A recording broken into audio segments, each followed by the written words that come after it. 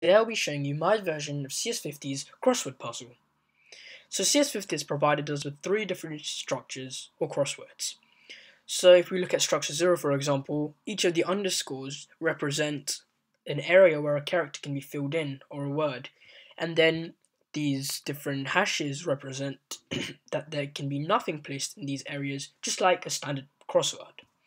Then we can have a look at structure 1, which is similar, but it might be more complicated for the program to solve, but in the essence it's the exact same thing, and each of the underscores represent characters, etc. Structure 2, similar.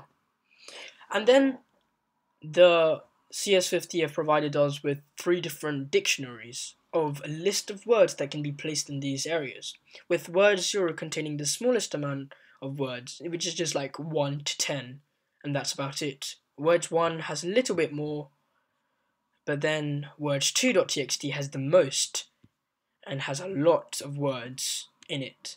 So we can obviously tell that it might be more successful when using words 2.txt. So let's run the program and see how it works. -3.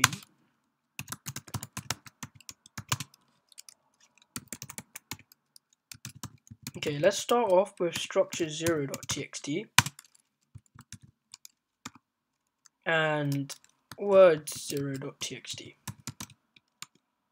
Okay, so here's the words that got filled out, here's the words that it traversed through, and over here we can see the grid that was supposed to be filled in a graphical representation, and then over here the filled grid with words.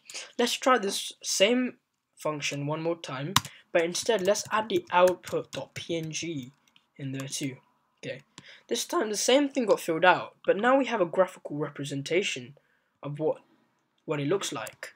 Okay, you can see 6, 7, 9, and 5. Okay, let's try with a different one this time. Okay, let's try structure 1 for example. Okay, let me just edit these. Structure 1.txt. Okay, seems like it hasn't found a solution for this one. Structure 1.txt, there is no solution because there's very few words, but maybe if we try words 1.txt, it seems to have found a solution in this case. So if we see here, minimax, intelligence, network, infer, logic, reason, etc.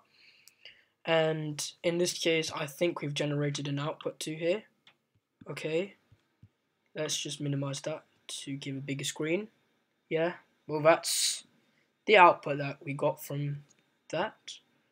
And then let's reopen the terminal and let's try structure 2.txt with different words.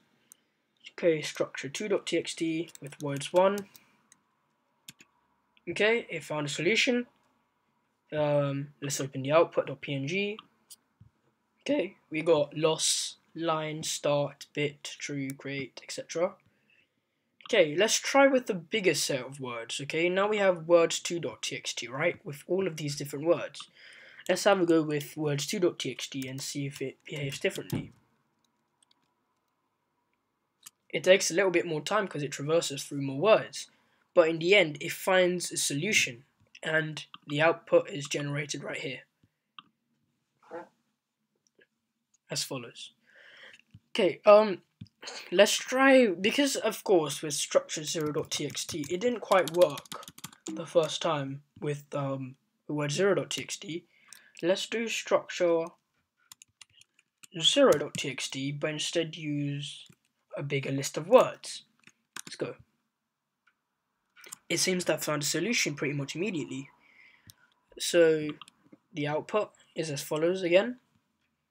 Okay, let's try the opposite this time. Let's try a bigger